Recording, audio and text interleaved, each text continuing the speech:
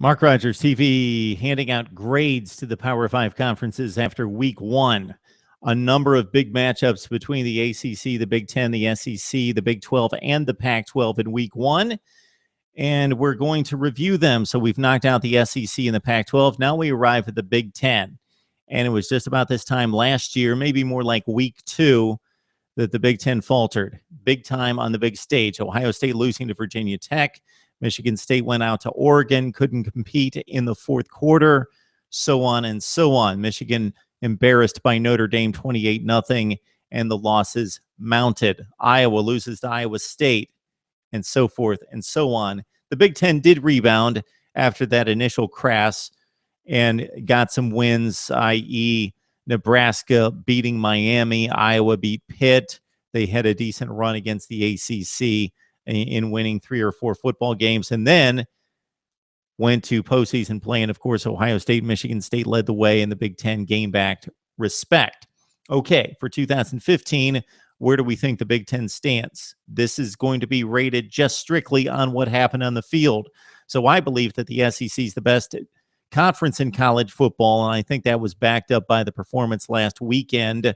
Although they didn't win any huge games against teams that they shouldn't have beaten, they held serve. They went 4-0 against the Power 5 and 13-1 overall. We talked about the Pac-12. We knocked out a video podcast on the Pac-12 after going 7-5, 2-2 against the Power 5, and then throw in Boise State, and it would be 2-3. For the Big Ten, the numbers are not impressive. 8-6. So the Big Ten goes just 8-6. And of course, a number of those games were gimmies, or what should be gimmies, against group of 5 teams and also the FCS. And the Big Ten, it goes 8-6, and they go 2-4 against the Power 5. So the 2 big wins were Ohio State beats Virginia Tech. Not a big win from the standpoint that the Buckeyes were a 2-touchdown favorite, but it's a quality win. The big win was Northwestern beating Stanford. Stanford rated 21st in the country. A double-digit favorite goes to Northwestern. Wildcats win it. They play a much tougher brand of football on this day and win it by a 16-6 count. That really saved the Big Ten on this initial weekend. The big losses, not embarrassing losses. I'm talking about big stage losses. Wisconsin loses to Alabama.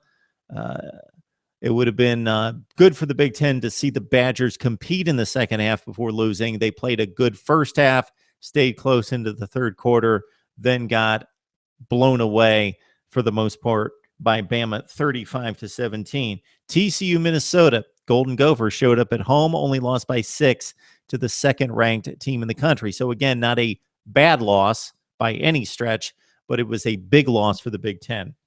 BYU and Nebraska. This is probably the one that spotlighted the conference more than any because of the style points given to the Hail Mary and the manner in which Nebraska lost. So the Huskers had this one salted away. They give up the Hail Mary and lose to BYU at home. So this could have made the Big Ten look a little bit better, up the record to 9-5 and another Power 5 win. So it could have been, instead of 2-4, 3-3, but they give up the Hail Mary and Nebraska loses to BYU. So that really swings it in regards to the wins and losses. Now, the level of play, if we're evaluating level of play, then Nebraska and BYU are very similar. But the black and white is that BYU won the game, Nebraska lost the game. And then Utah defeats Michigan. And that's not a black eye for the Big Ten. That's a team that's the 6th or 7th best team as it stands right now in the Big Ten, losing to a team that finished in the top 25 and losing on the road by just a touchdown. So a big loss in terms of big stage Power 5 loss, but not a bad loss for the Big Ten. The bad losses, the one in particular by far, in addition to Nebraska losing to BYU just because that was a heartbreaker, in terms of level of play, is Penn State losing by 17 points to Temple. Penn State, coming off a 7-6 season, expected to continue to climb in the Big Ten standings, playing in what's considered to be by some as the second or third best division in college football, lose to Temple 27-10 after leading by 10 points. That's a bad loss, one of the worst losses in college football in week one. Then the other one, not so much. Purdue, an underdog by 3 or 4 points on the road at Marshall, but it's a Big Ten team losing to a group of 5 school. Purdue took it down to the wire. They had possession of the ball on the last series, could have pulled out the game, but threw a pick 6 and lost it by 10. So that's where the Big Ten stands. Again, it's 8-6, and it's 2-4 against the Power 5, but consider those losses are probably the most impressive losses and games played in the country in playing Alabama and TCU. And then this week, we've got a huge one with Michigan State hosting Oregon.